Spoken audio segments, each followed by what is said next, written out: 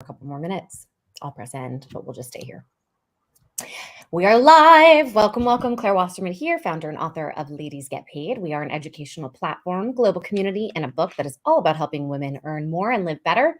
And as part of our mission, we are inviting coaches who also want women to have more in their lives. And as you've been following along, every day I go live with a different coach who's kind of approaching that mission in a bit of a sort of different way. And today I'm super excited to be inviting Stephanie Simpson on. It's funny, before we went live, I did ask Stephanie, how would you describe, what's your title? And, there was a moment of, there's a lot I could say. How do we condense it? So in short, executive leadership and stress management coach, but I'm going to have Stephanie give you more information about who she is and what she does and how she does it. Just so you all know, the focus of our conversation today is about redefining our relationship with stress so that it can work with us and for us. Interesting. So it sounds like this is not about banishing stress, but really kind of leveraging it. So there's a lot of really interesting stuff that we're going to be digging into here. And as always, feel free to comment with questions or, if there's things that are resonating with you or your own suggestions and tips. I would love by the end of this to feel like I have a good action plan for how to just, I was going to say release stress, but I guess it sounds like it's inevitable. So we're going to work with it instead of releasing it. Stephanie, thank you so much for being here. Really appreciate you taking the time to join us. Yeah, thank you for having me. And I would actually say it's a both and. How are we releasing stress and working with it, right? And getting clarity around what stress is actually helping us to move forward, which there's like a technical term for it. That's our eustress, which is like the good stress, versus what is the bad stress, which is the distress. So I'll give like a little context on how I got to this place and why, when you were like, what should we say as your title? I'm like, oh gosh, so many different things, right?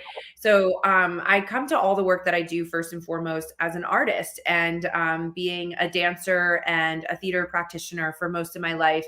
And then was really interested in the mind-body connection, and then actually branched out into the mind-body-spirit, real holistic connection and who we are as beings, right?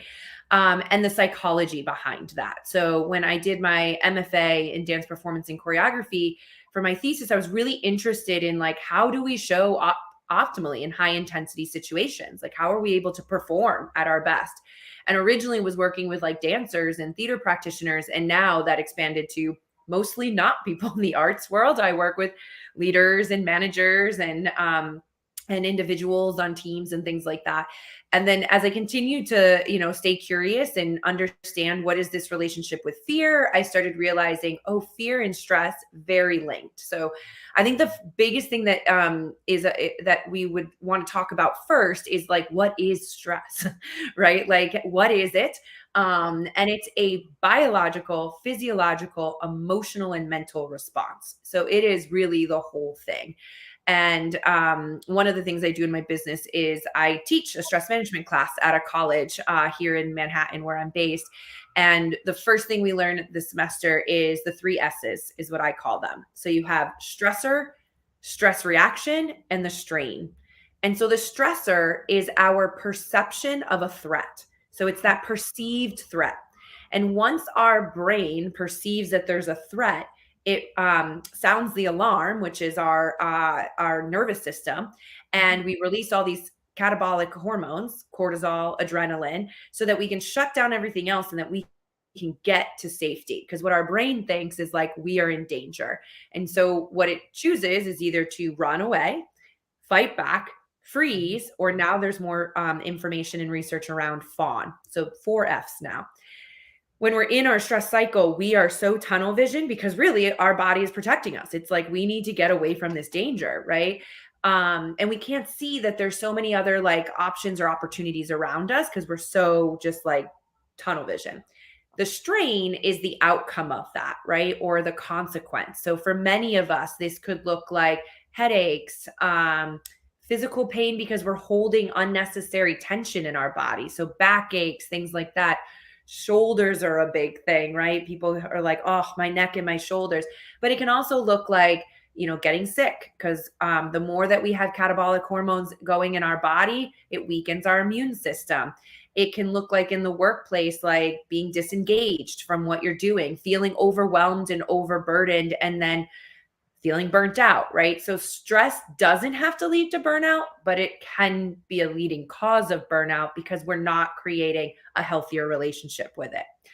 So if we go back to the first part, it's the stressor is our perception of what's threatening. So that word perception is really important because we do have control over how we perceive things, right? And if we shift our perception or our mindset or the way we're looking at something, we shift what we look at as being threatening and fearful, we shift our relationship with stress. So that's like the foundational thing to like remember, and that it's like literally something that's happening in our body and our mind, right? And it's an emotional experience.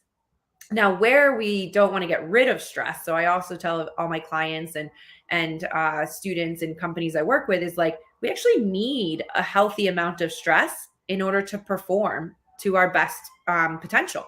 And so when we look at peak performance, there's this bell curve, and in order when you have stress and performance and stress, right, on the axis, the highest level of performance, our stress.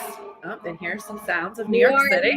If you hadn't told me where you were, I would have guessed it. That's right. Sounds of New York. So we need to find where like our peak, our sweet spot is what I say. And our sweet spot's going to look different from person to person. It's going to look different at different times in our life. It's going to look different based on the resources we have. And it's going to look different based on the actual thing that is stressing us out or potentially stressing us out. When we get to that place of overwhelm or anxiety, it becomes too much, right? If we don't have enough stress or pressure, it's kind of like that idea of like you kind of don't have like a fire lit under you, right? Like you're not feeling excited, you're not engaged by something. And so then we actually have low performance as well because we just don't care in the same way. So it's about finding our sweet spot too. Right. And chances are also you're not pushing yourself if you're doing everything that's within your comfort zone. Quick question on perception though, because that sounds like it's the very first layer of the foundation that we're building here to work better with stress. Do you have some tips on how we might in the moment be able to begin to see stress differently, or at least like slow down that, 4F reactions? And by the way, if you could say what fawn means, that would be really helpful too. Great. So I'll go with fawn first. So fawn is now part of the stress cycle of almost like people pleasing. So it's like, okay, in order for me to feel safe where I'm at, I need to like make sure this other person is okay, right? I'm going to say yes and do that because I want to mitigate what's ever happening here. And maybe that isn't actually what I want to do. Okay.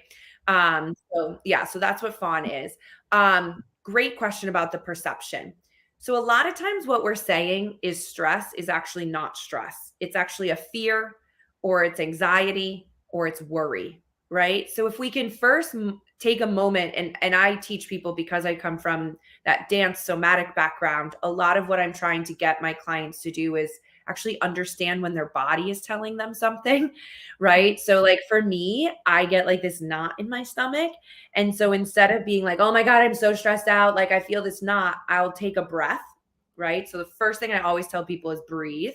Because when you're breathing, that is helping you to tap into your parasympathetic nervous system and not just into your sympathetic nervous system.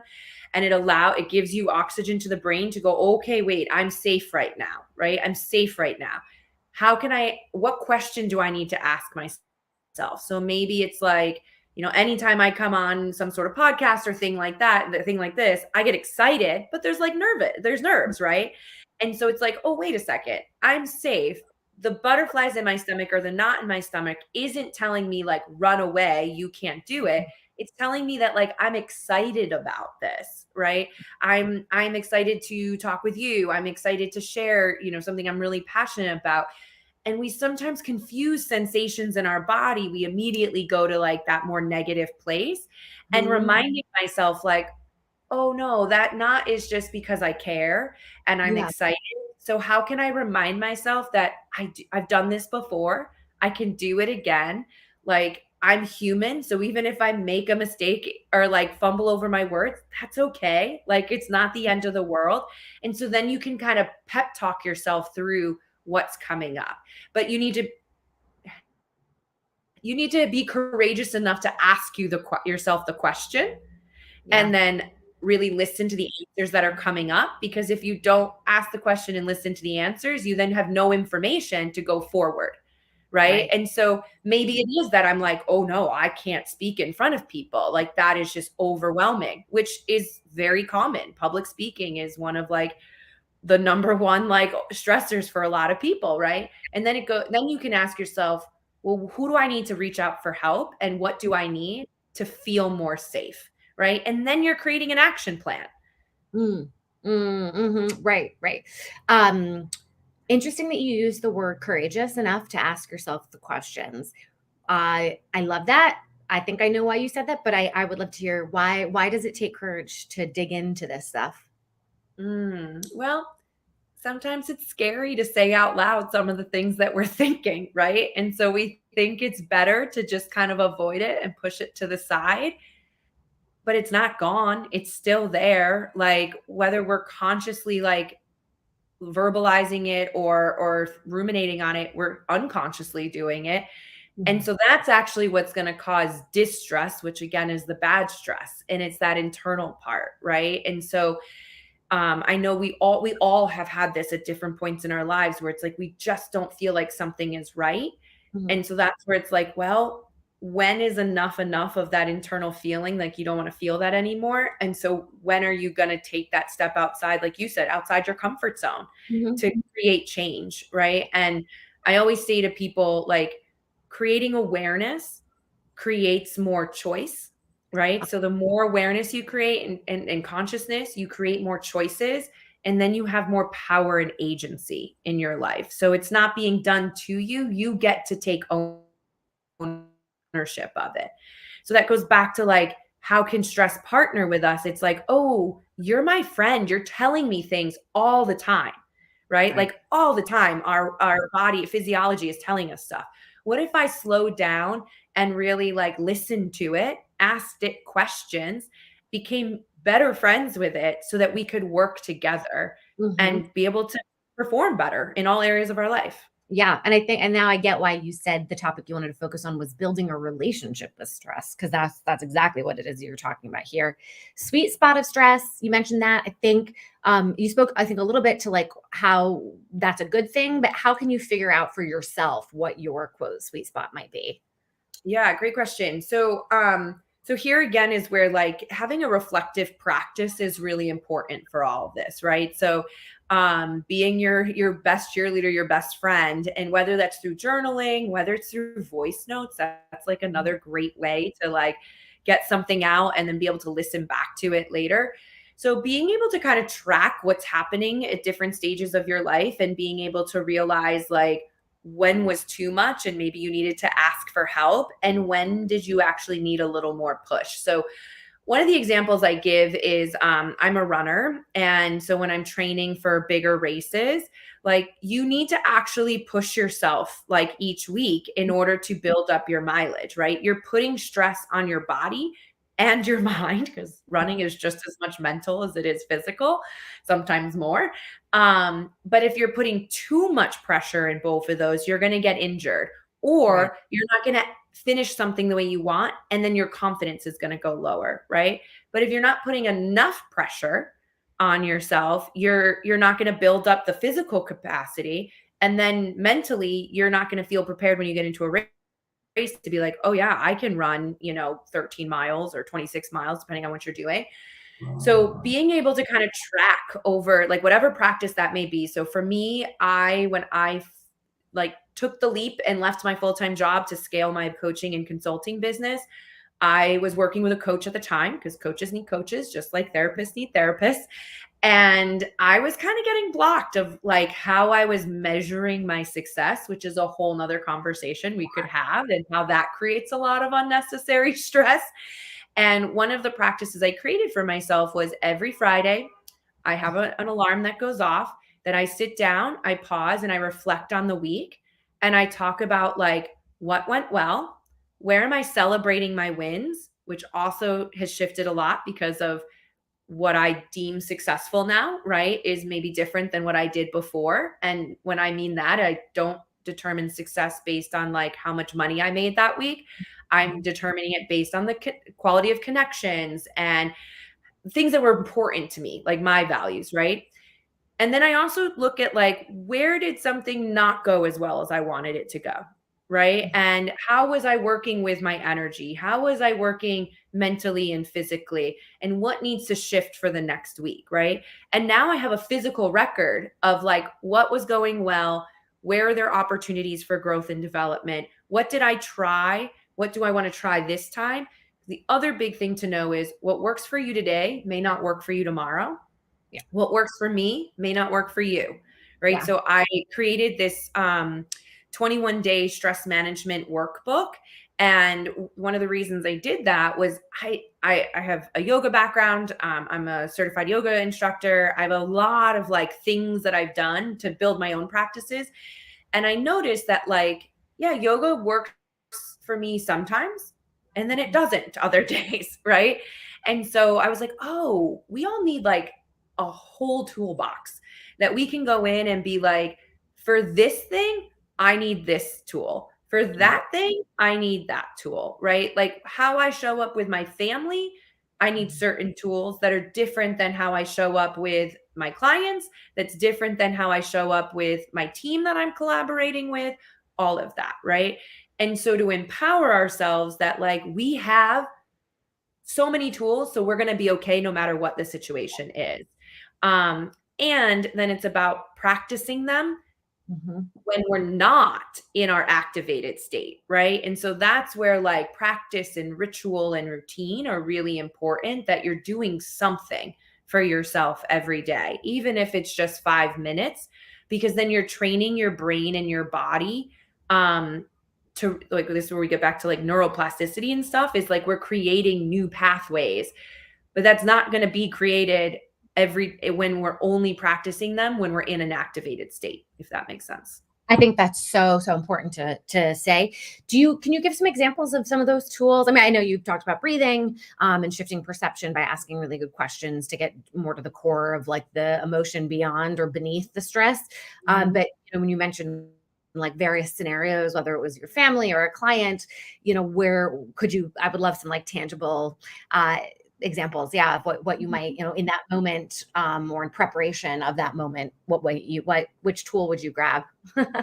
Yeah, totally. So in the workbook, there's 7 different categories, and then there's 3 tools for each category. So one of the biggest one that I think we don't talk enough about, but there's a lot of research coming out about it now, is like, we are all creative beings. Like just we are. Whether we feel like we're creative or not, we have a creative sense. So I always like to have people tap into their creativity. Also, the more that we tap into our creativity, the better problem solvers we are, the better critical thinkers we are, the better innovators we are. So doing something creative, that could be listening to a song and just like immersing yourself in the music. It could be singing to it. It could be having, one of my favorites is like a solo dance party in the afternoon when you need to just like shake it out, right? And so, you're not going to necessarily do that with a client, depending on who your client is, maybe. I think the breathing thing is really great. There's other practices like tapping, like EFT, emotional freedom technique, which is a physical practice, but also a mental practice. The other big one in there is values work. So many of us say we have values, but if I asked everybody, like, what's your top 2, they might not know how to articulate that. That's a good point. Like, what is, I don't know. I think I'm not sure what my top 2 are. It's a really good question. So like reflecting on what are your top 2, and then going deeper and saying, how are these 2 being put into practice? Right. Because then they become your compass, right? So like, say you're having a conversation with somebody and it's maybe getting a little heated, and maybe there's like a conflict and gonna maybe come into a confrontation. Maybe there's that moment of going, okay, what are my top 2 values, and how can I action these top 2 values right now in this conversation? And instead of like just going into our unconscious habit, it gives us a moment of pause and being like, if maybe one of our top is like to be authentic, right? Then it's like, okay, How do I not people please, right? Which may be me going into my fawn state. And how do I advocate for what I need, right? If one of mine is also connection, how am I doing this in a way that's building connection and not creating a deeper disconnection, right? And so it's allowing me to pause. Yeah, I By the way, hope that. my tip too, which is authentic and connection. Yeah. Authenticity and connection. I literally think that those are the two. So thank you for that. Quick question about addiction to stress, or at least creating or cultivating, situations of stress. I'm just thinking of, and this is myself included, but like people who wait to the last minute to do something, right? And they may say, or I may say, oh, I wish I didn't do that. But we clearly, it's working for us in some way, right? It's like creating a sense of urgency that then like triggers a bunch of adrenaline. And yes, of course, that could be perceived as stress, or it does create stress, but it also, adrenaline can be like addictive, right? So I'm curious, in the work that you've done, how can people, A, why people might do this, and B, how do you stop doing that? Such great questions. And I'm smiling because I had a client this morning where this came up. So Oh, very synchronistic. So the first thing that came to mind for me is one of the tools I use in my coaching practice is an assessment that I'm certified in, and a framework I'm certified in. And it's a 7-level framework. And the assessment is assessing how you show up in these 7 levels on a good day, and then how you show up in your stress cycle. And what you just very beautifully articulated is level 2. And so level 2, and so each level has an advantage and a disadvantage. They're not like good or bad, positive or negative. Each level serves a purpose, and there's a time and a place for it, right? So level 2 is exactly what you just described, where a lot of people, myself included, and I always use that example of like when we're in school, it's like, well, couldn't write the paper until the night before, but then I got it and it's good and it was great and I did it. Yes. And maybe we pulled that all-nighter. Awesome. In that moment, that worked for you. But if you were pulling an all-nighter every day, that's not sustainable, right? So being able to know that there's a time and a place to do that, but also knowing that over time, what is your goal, right? Is your goal to just make it by every time by like the skin of your teeth and then be exhausted all the time? Or is your goal to be able to do all the things you want to do and enjoy it? And so then how do you create a plan to do that? And then it's taking responsibility, right? And being like, when you're goal setting, being like, what's going to get in the way? Like, what are my obstacles, and how do I create a plan to overcome those obstacles? What support do I need? What resources do I need? Because it's not sustainable. And I will say that a lot of the clients I work with in terms of like businesses, level 2 is where they're at a lot of times, right? It's just that go, go, go. It's the very like US Western culture of just go, go, go, go, go. And that's why we have such a burnout problem. Right. And a dissatisfaction problem, right? And a lack of engagement problem is because we're stuck in level 2. Now, your question about like it's addicting, right? Totally. And let's go back to running. I just ran the Brooklyn Half Marathon last weekend. I felt really great. Halfway through, questioning all my life choices. And by the end, you finish and you're like, when am I doing another one? Right. But like literally 30 minutes before then, I'm like, I'm never going to do a race again. Right. So, but then you finish and you're like, oh my God, this is amazing. So that is because our system, our nervous system is activated, right? So it's about re-regulating your nervous system. So many of us out there have a dysregulated nervous system and we don't even realize it. And when I work with leaders who are like, my team, like blah, blah, blah, blah. And I'm like, it always starts with you as the leader. If you are not regulated, you cannot regulate another system. There are our mirror neurons, but if you yourself are not regulated, you are just going to enhance the dysregulation of your team. Also, we as humans cannot change anybody else. So when a leader comes to me and is like, my team is not performing, blah, blah, blah, I need you to work with them. They need to change. I always ask, and what are you doing? Right. How are you part of this process?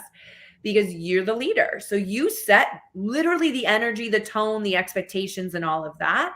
And so I won't work with a team unless I'm also working with the leader and they are taking accountability and responsibility for their part within the group, right? And learning how to regulate their own system so that they can actually support and hold space for their team and then empower them with the tools to be able to regulate their own systems. Because that's all we're responsible, is our own system.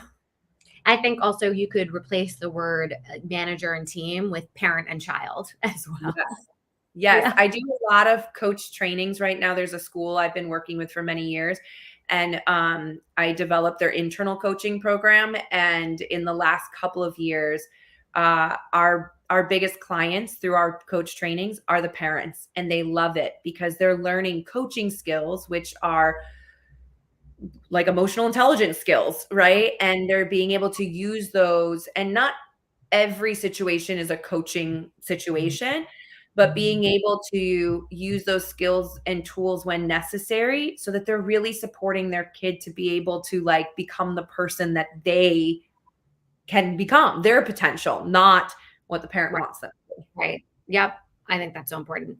And in closing, question I ask every coach that comes on, or, what are the kind of fundamental elements that you think people need to have or to begin to at least cultivate that will help them be their biggest champion in work, money, and life? Of course, stress management is key. I think it's foundational. Right. I wish it was taught in schools. It's outrageous that, because people come to it when they're in crisis. So then you have to get them out of the crisis and then learn the proactive tools. Yeah. But beyond that, what would you say, would be some of those elements for, and biggest champion? I kind of think of it as just sort of self-advocate. Mm-hmm. Yeah. So it kind of goes back to that question of like being, earlier when we were talking about being courageous enough to ask yourself questions, also being radically honest with yourself. Right. And so being courageous and being radically honest. And because of my background in the arts, I see everything through like storytelling. And so it's like, what's the story we're telling ourselves, which is a big Brene Brown thing too. Like, what is the story I'm telling myself?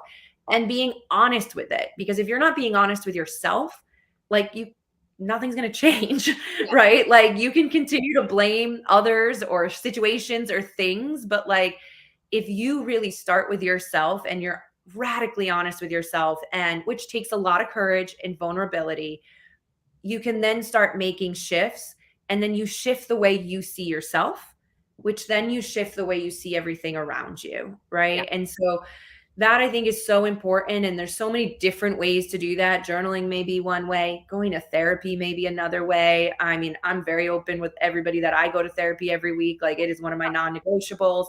And one of the things we're working on right now is like, who is that voice that always tells me I can't do it?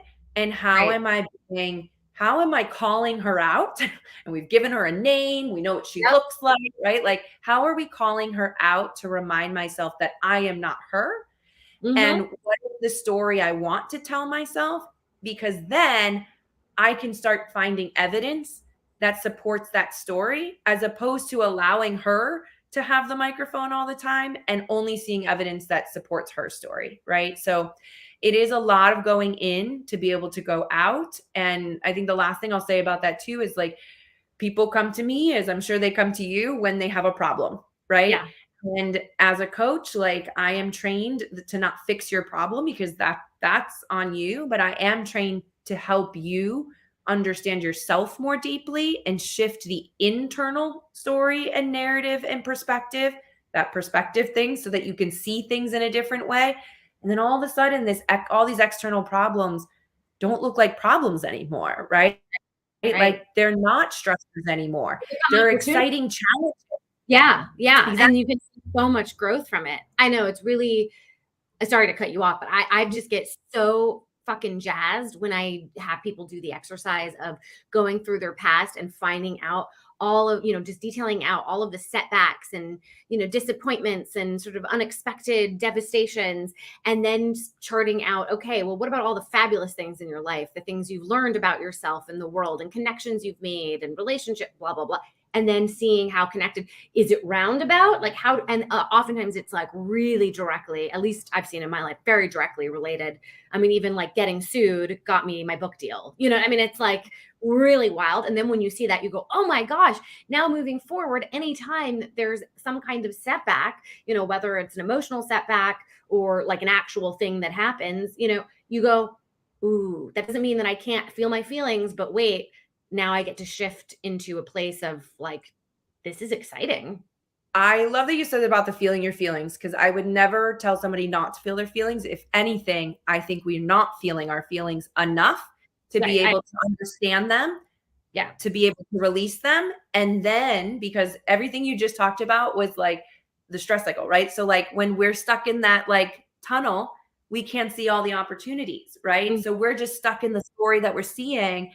But when we release the stress, right? When we allow ourselves to feel, when we give ourselves the space and then zoom out, we realize, oh, there's a bigger picture here. What are the opportunities from this, right? Like what yeah, I mean, I think that's a great example about being sued and then the book, right? I have Like so you many, have known so many examples.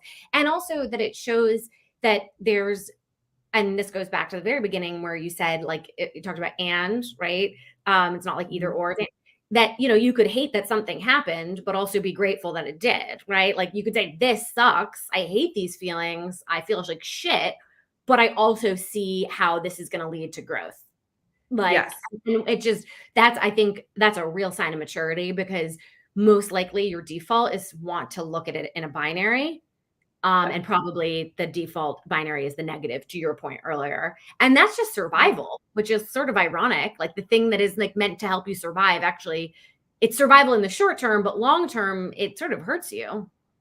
Yeah. Well, going back to that framework, literally as you work your way up the framework, and you get to the higher levels, the binary goes away. That the binary is actually what creates a lot of our unnecessary stress. Uh-huh. Because, and this is not for every situation. Sometimes there is like a right thing that needs to happen, all of that, but the way in which we approach it can be different, right? Mhm.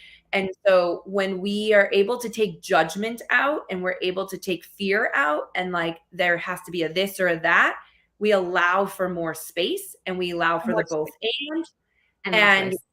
yeah, and more choices and more choices. And the word that kept coming up to me as you were talking, it could be a whole nother conversation, is I don't think we talk about grief enough, that like we can say no to something and be like kind of grieving the end of Yeah. something while also be really excited for the new thing. Yeah. And like it's okay for those grief feelings to come up whenever they come up, and Right. still be like, oh, but I know I made a choice that's right for me at this moment, Mhm.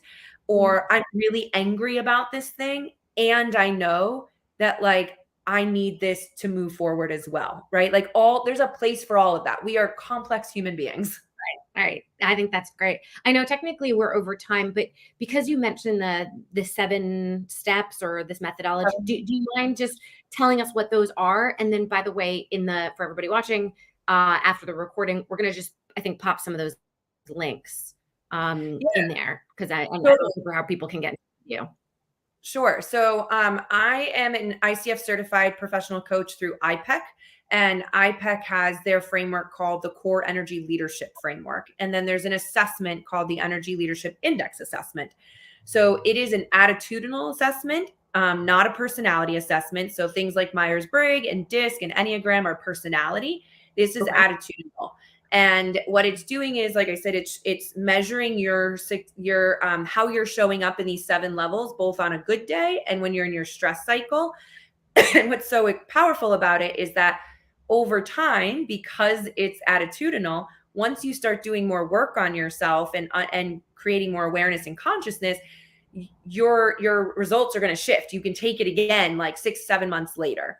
So the 7 levels, level is the lowest level. That is the victim level, though sometimes I don't like using that word. So it's the level that like we feel like we have no agency in our life, that everything's happening to us. Yeah. Level Helpless. 2, yeah. Level 2 is the like conflict, the like fighter level. Level 3 is like the rationalizer. Level 4 is the caregiver. Level Uh-huh. 5 is the collaborator.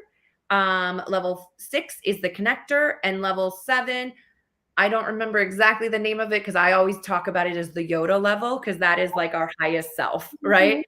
Yeah. Exactly. And so we actually need all 7 to have like a human experience. And like I said, there's advantages and disadvantages of all of them. And we're never just in one. So there's also this like cool interplay. And it's a really powerful framework. I use it with all my coaching clients, and whether it's teams and groups or individuals. And it really is a wonderful way to take something so intangible like perception and these like emotions and stuff and give a framework that's so tangible to be like, oh, I'm feeling level 2 right now. I'd really like to get to a level 5. What do I need to do to get myself there? Nice. Love it. Love tangible. You're amazing. How do people get in touch with you, find you, follow you, and most importantly, pay you? Yes, I appreciate that. So you can find me on LinkedIn, Facebook, and Instagram at Stephanie Simpson Coaching. And then my website is stephanie-simpson.com.